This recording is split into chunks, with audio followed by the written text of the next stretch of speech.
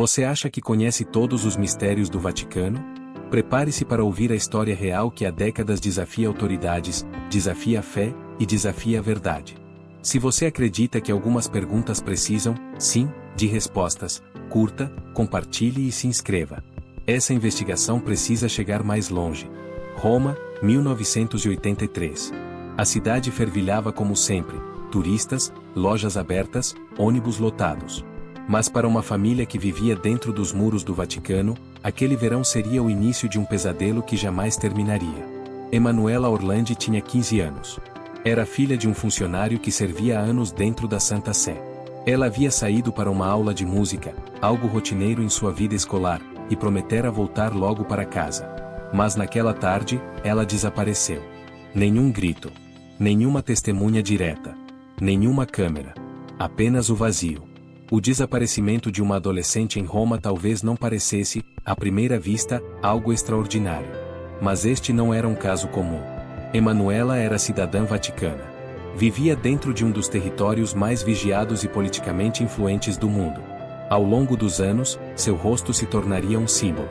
Não só de um mistério sem solução, mas de algo mais profundo, um silêncio que ecoa por décadas. Este é o início de uma das histórias mais intrigantes da era moderna. Uma história que, mesmo após 40 anos, continua a gerar mais perguntas do que respostas. Nas primeiras 24 horas, a esperança ainda era viva. Talvez ela tivesse se perdido. Talvez tivesse ido até a casa de uma amiga. A família, desesperada, recorreu à polícia local. Começaram a colar cartazes, a distribuir panfletos com o rosto da filha. Uma adolescente comum, de rosto sereno, desaparecida no coração da capital italiana. Mas o que aconteceu em seguida foi confuso. As investigações não seguiram com o ritmo esperado. As autoridades pareciam reticentes, lentas. Alguns relatos apontam que até mesmo o Vaticano demorou a reagir, ou, ao menos, a tornar pública qualquer movimentação. Nos dias seguintes, começaram a surgir informações desconexas. Pessoas ligavam dizendo tê-la visto em diferentes pontos da cidade.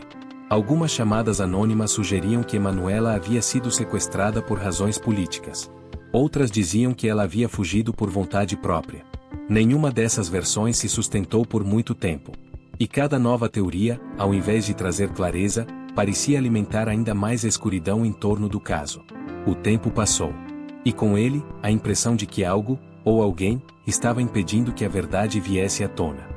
Conforme os meses viraram anos, o vazio de respostas abriu espaço para as teorias.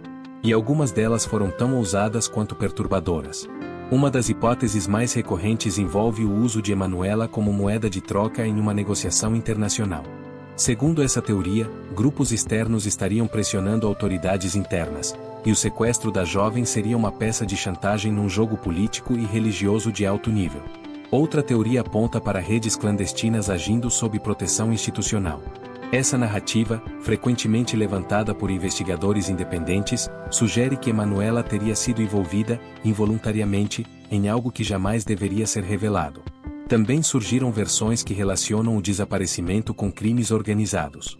Supostas alianças não declaradas entre interesses financeiros e figuras protegidas levantaram suspeitas de que a verdade sobre o destino da jovem teria sido encoberta para preservar estruturas de poder.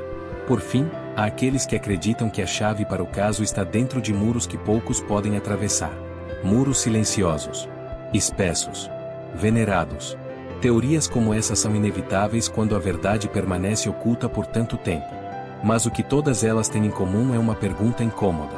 Porque nunca houve uma resposta definitiva para o que aconteceu com Emanuela Orlandi? Desde o início, uma questão pairava no ar: qual seria o papel do Vaticano no desaparecimento? Ela não era apenas uma cidadã comum. Morava dentro do Vaticano.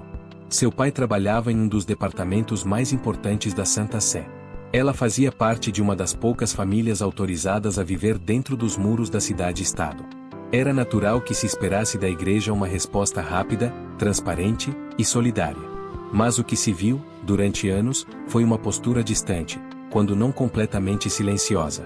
Documentos não foram compartilhados com facilidade. Investigações internas demoraram a acontecer, e, quando vieram à tona, trouxeram mais perguntas do que respostas. Em diferentes momentos, representantes eclesiásticos afirmaram estar colaborando com as autoridades.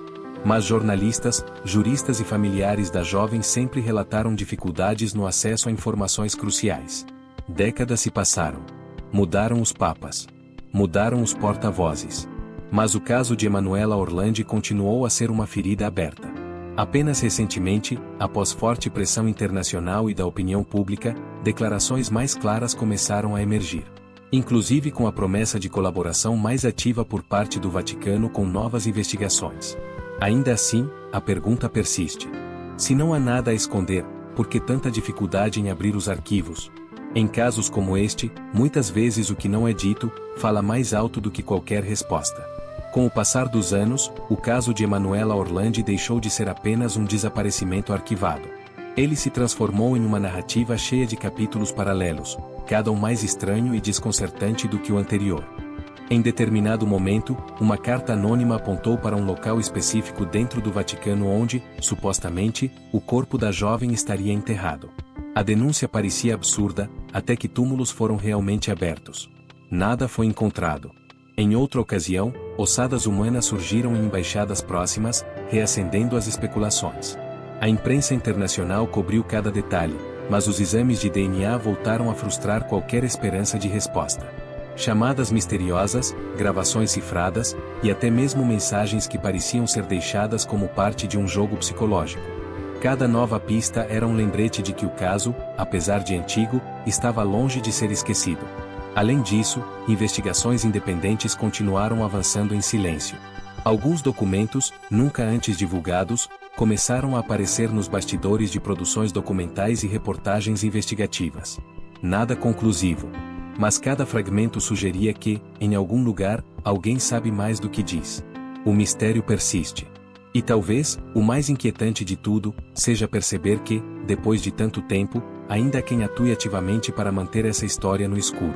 Se hoje o nome Emanuela Orlandi ainda ecoa em todo o mundo, é porque muitas vozes recusaram o silêncio. A família da jovem jamais desistiu. Com coragem e persistência, enfrentou décadas de portas fechadas, olhares desviados e versões contraditórias. Foram eles que, ao longo dos anos, mantiveram viva a memória de Emanuela. Foram eles que cobraram das autoridades, das instituições e da opinião pública uma única coisa: a verdade. Mas eles não estiveram sozinhos. Jornalistas independentes, alguns com décadas de dedicação ao caso, foram peças fundamentais para manter o tema ativo. Investigações paralelas, denúncias documentadas, entrevistas sigilosas. Muito do que se sabe hoje não veio de fontes oficiais, mas sim do trabalho incansável de repórteres que se recusaram a deixar a história morrer.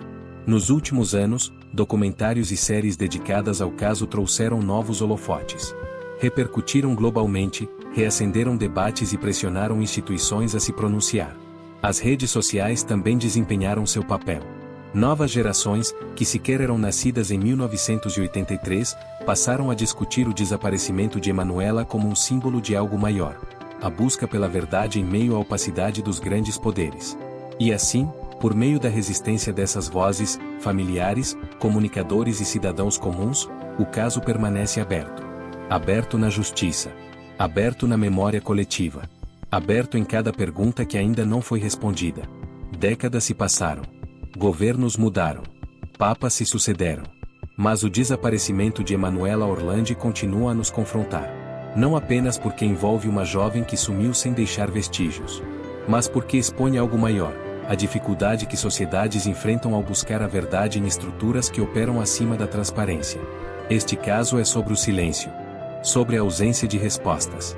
Sobre os mecanismos que, muitas vezes, protegem instituições, em vez de proteger pessoas.